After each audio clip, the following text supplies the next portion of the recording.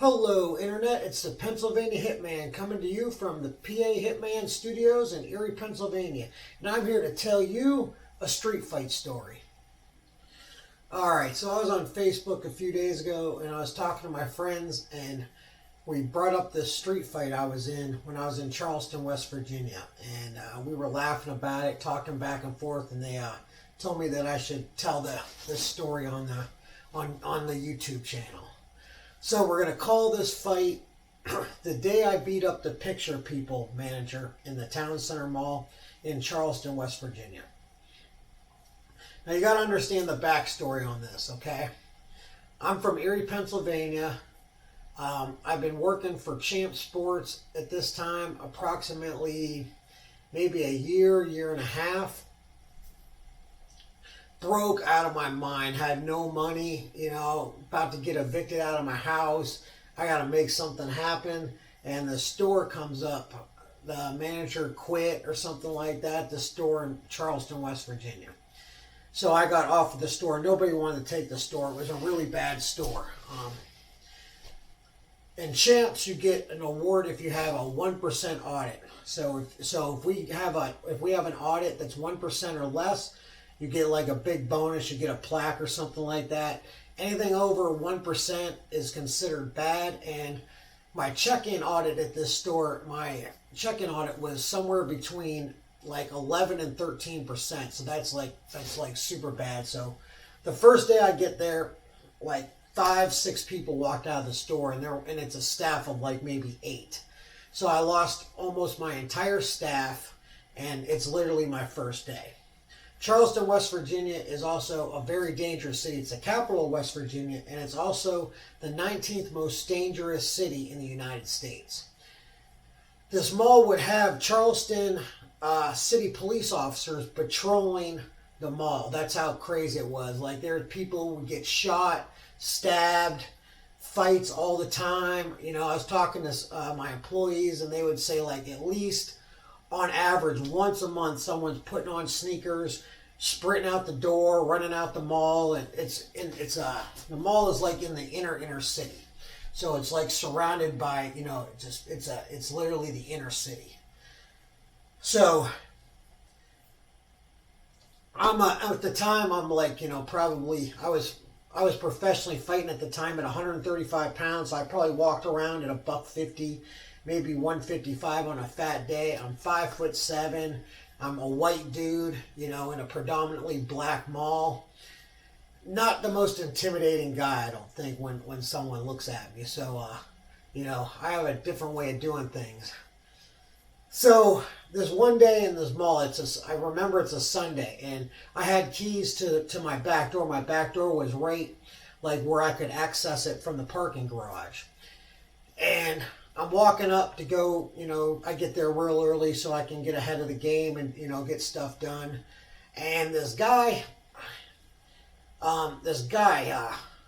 he was a black guy. He was probably, 4, maybe 5 inches taller than me. So that probably puts him right around 5'11", maybe 6 foot. I don't think he was quite 6 foot. And he's about, I'd say 230, 235, 225, right around there. He's a pretty stocky dude.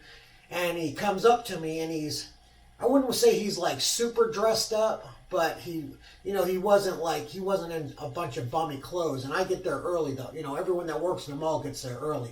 I know how to sneak in the mall kind of before anyone else can get in there because I have access to that back door. He comes up to me and he just kind of just rubbed me the wrong way. I kind of felt like he was just like, he just had an attitude, a chip on his shoulder, and he wanted me, he said, I work in the mall. He didn't tell me what store he is, and he wanted me to let him in my back door and let him out my gate so he could go to his store. I didn't really believe that because if you really work the mall, you know how to sneak in, you know how to get to your store and stuff like that. And I really just didn't like how he asked me. He kind of just came across real shitty. I just, gut feelings, I just didn't like the dude, the way he came across to me. And I could tell when I told him no, it really irritated him. And I'm not supposed to let people in that back room anyways. If he was to rob me or something like that, I would lose my job because I'm not supposed to let people that don't work there in that door. So he got super shitty, and, you know, I just walked in and shut the door. I was like, whatever, you know, and I'm in my store, like probably 15, 20 minutes go by, maybe 25 minutes, and I see him walking past my gate, and he comes up to my gate, and he starts yelling into my store at me. And I walk up to the gate.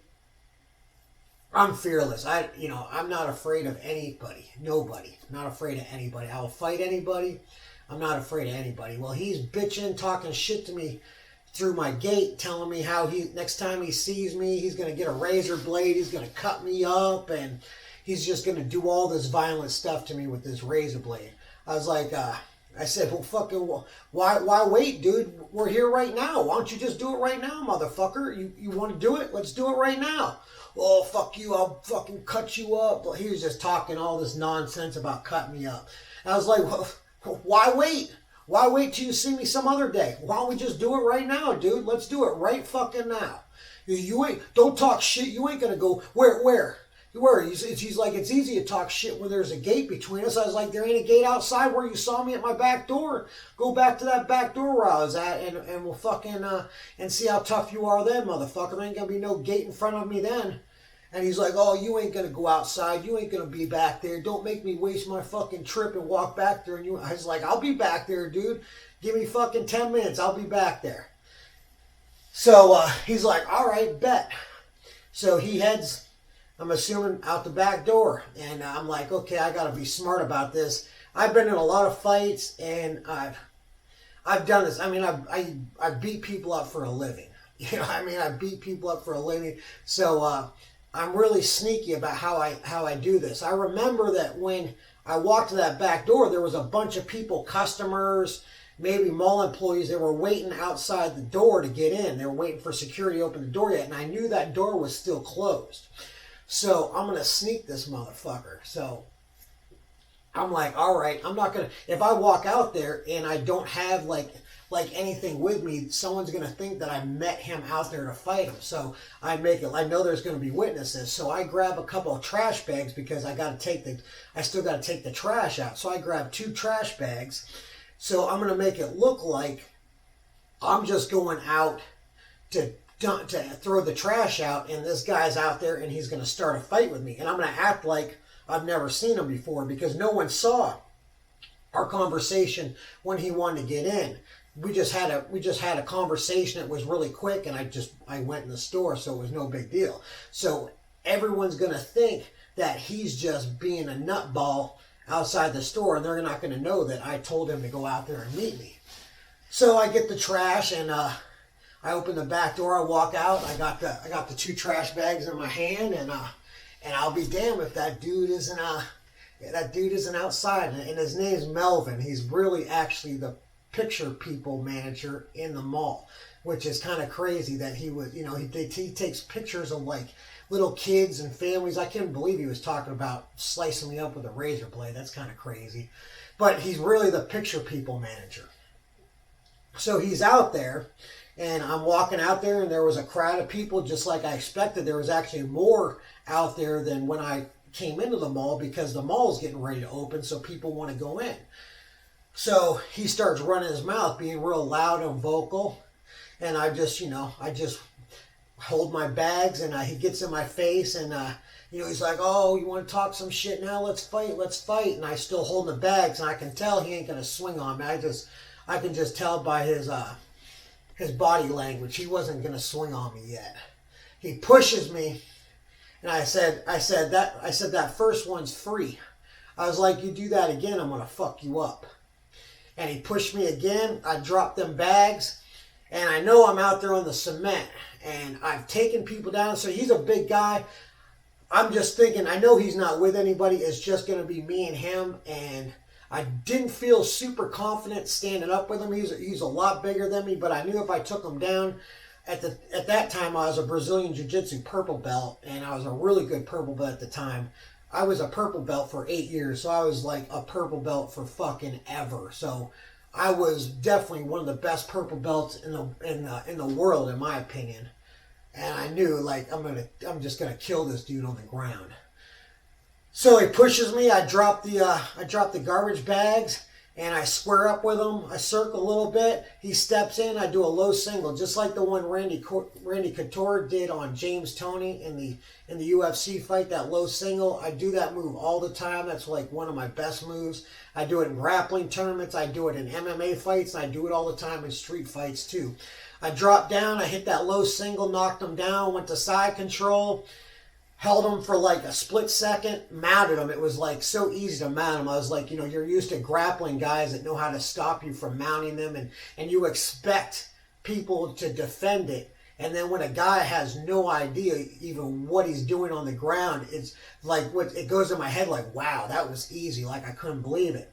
So then I'm mounted on him. We're on the cement, and I start talking shit to him. I'll talk shit when I fight, and I start slapping him. I'm like, motherfucker, you ain't even worth fucking punching. I'm slapping you, bitch, you fucking bitch.